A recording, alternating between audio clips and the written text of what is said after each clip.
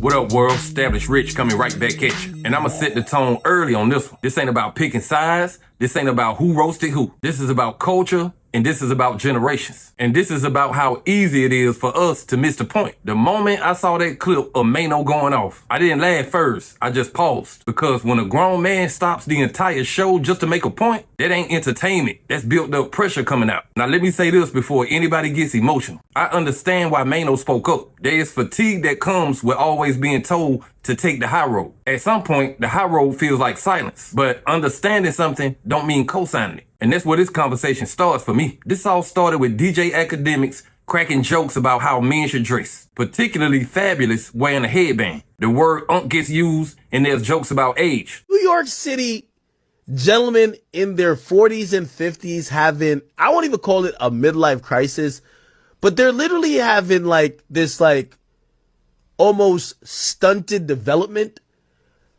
All the 50-year-old men who were gangsters and cool dudes back in the day seem to have the most childish ideals. They're all dressing like they're YNs, acting as if they are children. Jim Jones, who we all know, he is what we call a senior citizen. We just have to be honest. Jim Jones is Jim Jones is 53, dressed like a YN, hat to the back.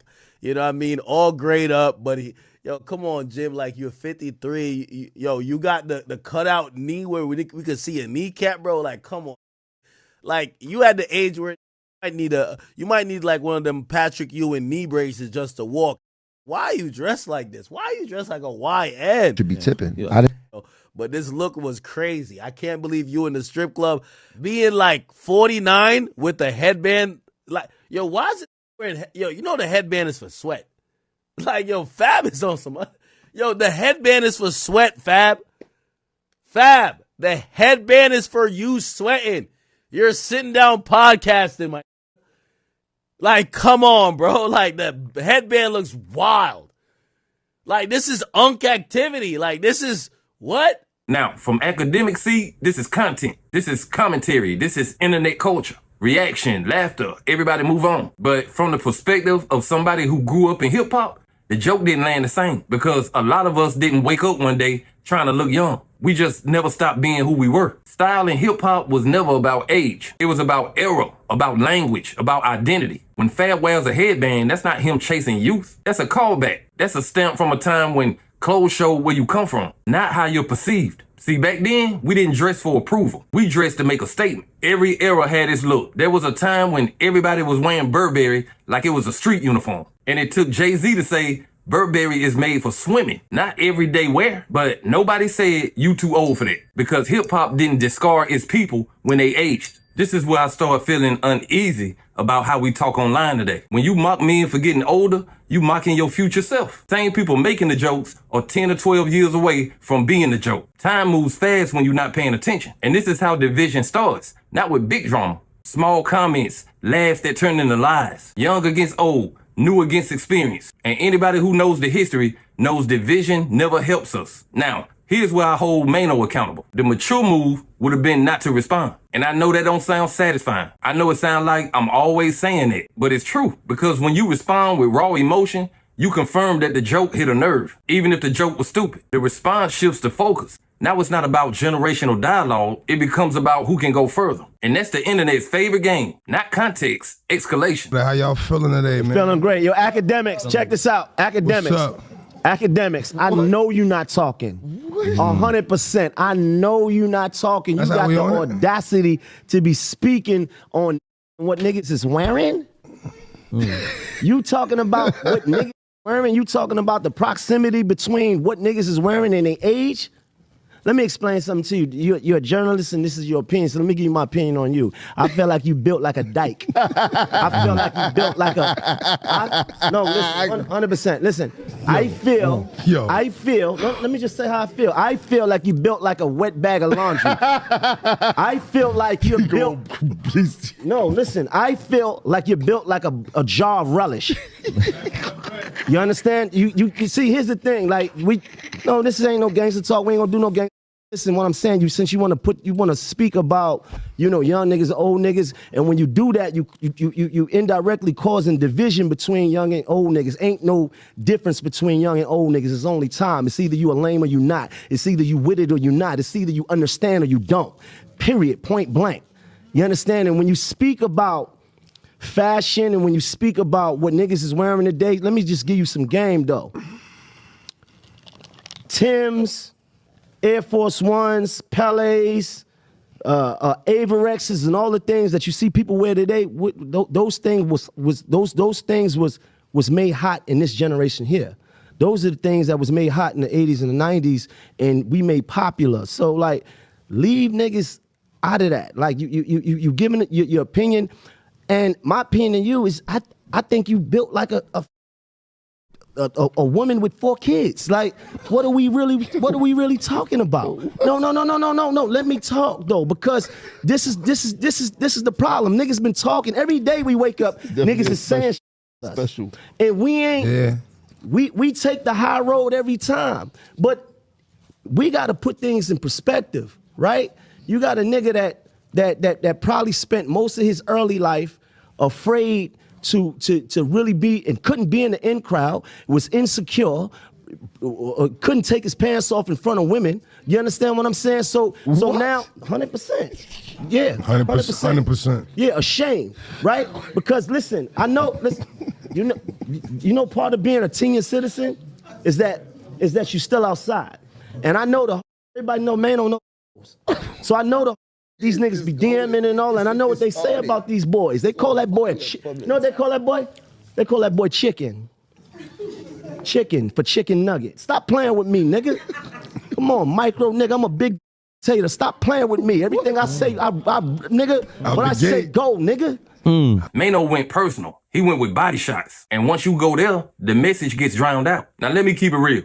Akademiks talking about fashion, that's a strange hill to die on. That man dressed like it's the same day, every day. Same fit, same silhouette, same energy. And that's not a diss, that's an observation. So when someone with zero range critiques somebody else's fashion style, it feels less like insight and more like a projection. But here's the real issue. It was never really about Fab's headband. This was about respect, about who gets to talk and who's supposed to listen. And here's where it gets even messier. The money talk. The idea that there ain't no money in the rap game no more. Anybody can buy a mic. Anybody can start a podcast. Just like anybody can record a song. But talent still matters. Passion still matters. And consistency still matters. When you do something just for money, people can feel it. And when people feel it, they stop believing it. This is why I don't like how quick these moments turn from conversation to content. Because at some point, you gotta ask yourself, are we building something or just feeding the algorithm? This is where intent starts mattering more than impact. Because after the clip, after the roast, after the jokes, all you left with is why. Why did this need to be said out loud? Why did it need to be said right now? And why did it need to be said this way? Look, real frustration moves different. Real frustration is quiet first. It sits with you. It either passes through or it comes out measured. What we saw didn't look like that. It looked sharp, looked timed, and looked built for the camera, not for conversation. And that don't mean it was fake. It mean it was performed. Everybody involved in this knows how the internet works. They know what words catch fire and they know what don't. Insults travel, nuance doesn't. This is where I want y'all to hear me clear. Going viral is not the same thing as being right. A lot of people win moments and lose position. They feel good for a day and smaller for the rest of the year because viral moments don't build trust. They build heat, and heat always dies down. Now let's talk about age, for real this time. Age is a weapon only to people afraid of the future. When you comfortable with who you are, time don't threaten you. When you not, you try to freeze yourself into one version. This is why mocking age is lazy. It avoids the harder conversation about substance. What are you saying? What do you stand on? What have you built that lasts? Style always changes. Substance lasts forever. You don't need to like how somebody dresses to respect what they built. And you definitely don't need to dress like anybody to feel relevant. Relevance comes from consistency, from earning attention, not demanding it. Here's the irony people miss. The same people talking about it ain't no money in rap are making money off reacting to rap. The money never left. It just moved to the people with a mic. But that ain't a flex. That's a responsibility. Anybody can turn on the camera. Anybody can ramble on for an hour, but that don't mean you got an hour's worth of value. This is why some podcasts feel empty even when they loud, because volume ain't depth. When you do something without love, it shows. When you do it just for the check, it's gonna fade out. Passion ages well. Performance expires quick. Now, let me say something that's gonna make both sides uncomfortable. Sometimes not responding is power, and sometimes responding means you needed to look. Those two things can be true at the same time. This is not about taking the high road to look moral. It's about protecting position. When you already established, you don't need to prove you can yell. You need to prove you can lead. And leaders don't chase every laugh. They decide which rooms deserve their voice. This situation could have been a discussion about generations, about translation, and about respect moving both ways. Instead, it turned into a spectacle. And the moment became about jokes and not ideas. That's how you know this opportunity was just missed. Because the internet loves confusion, not clarity. Clarity requires thinking. Confusion requires reaction. Now, this is where the conversation gets heavy. Power in hip-hop has shifted, and a lot of people don't know where they stand no more. Back in the day, power came from records, from people buying what you made, from crowds showing up because they believed in you. Today, power comes from attention, from who controls the narrative, from who decides what gets clipped, what gets shared, and what gets forgotten. And that shift can mess with people because when you've spent your entire life earning attention through hard work and you wake up in a world where respect is measured in clicks, it can feel disrespectful. Not because you arrogant, but because the rules change without asking you. This is the part nobody wants to say.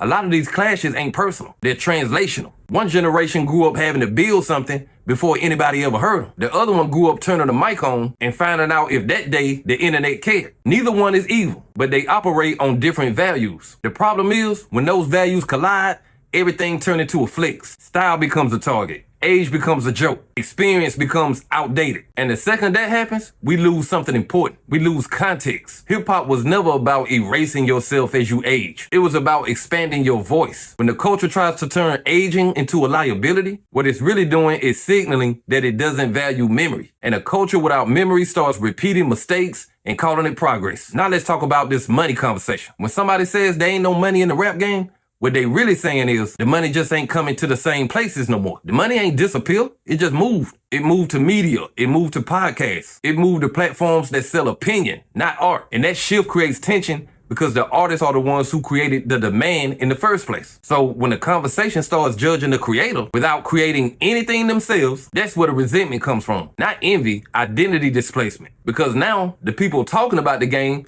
are making more money than some of the people playing the game. And that feels backwards to anybody who came up the hard way. Here's the part that matters the most though. Just because you have a mic don't mean you have a mandate. Influence is borrowed. It can be taken back quicker than it was given. And when commitment turns into mockery, you start losing trust from both sides of the aisle. The young see you as loud, the OGs see you as dismissive. And now you ain't bridging nothing. You just standing in the middle making noise. The sad part is, this could have been a moment for real dialogue. The moment where both sides could have learned something, where the young could have understood what style meant, and the vets could have understood how perception moves today. Instead, the moment got chewed up by entertainment and jokes. And once that happens, the point is dead. This is why I keep saying, not every comment deserves a response, and not every response needs an audience. Power is being able to say what matters without needing the world to watch. This is where we gotta come all the way home. Not with a hot take and not with a winner or a loser, but with the truth. Hip-hop is the only culture I know where people build something from nothing and then get punished for staying alive long enough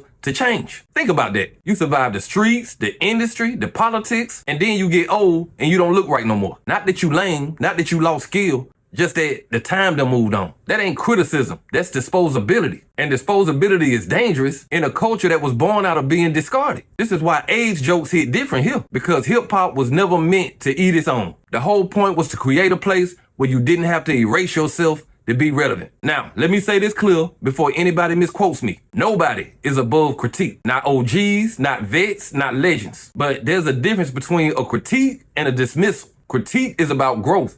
Dismissal is about control. And when style, age, or appearance becomes the main weapon, that's not about betterment. That's about silencing people without debating their ideas. On the flip side, vets gotta be honest too. Just because you built the house don't mean you own every room. Every generation deserves their space to speak, to critique, to interpret the culture through their own lens. The problem is not that younger voices exist. The problem is when they forget that they standing on something. And the problem with some of us OGs is not that we aged, it's that we want respect without translation. Respect today moves different. Perception moves faster. Misunderstandings go viral before clarity can even get dressed. So what does maturity actually look like in a culture built on youth? It looks like selectivity. Not every joke needs an answer. Not every mic needs your voice. Power is saying, I see you, and you still not worth disrupting my peace. Maturity is understanding that respect that has to be demanded already lost its value. And maturity on the media side looks like context. It looks like knowing when a joke builds a bridge or when it burns one. It looks like understanding that you're gonna be that age one day too.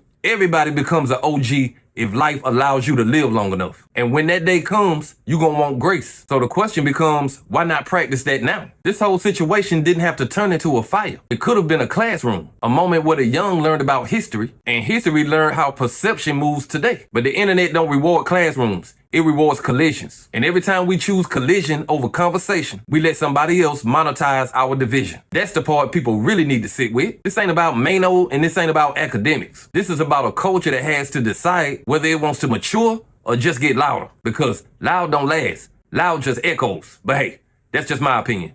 What's yours? Like, comment, subscribe, establish rich. I'll be back with another one. Peace.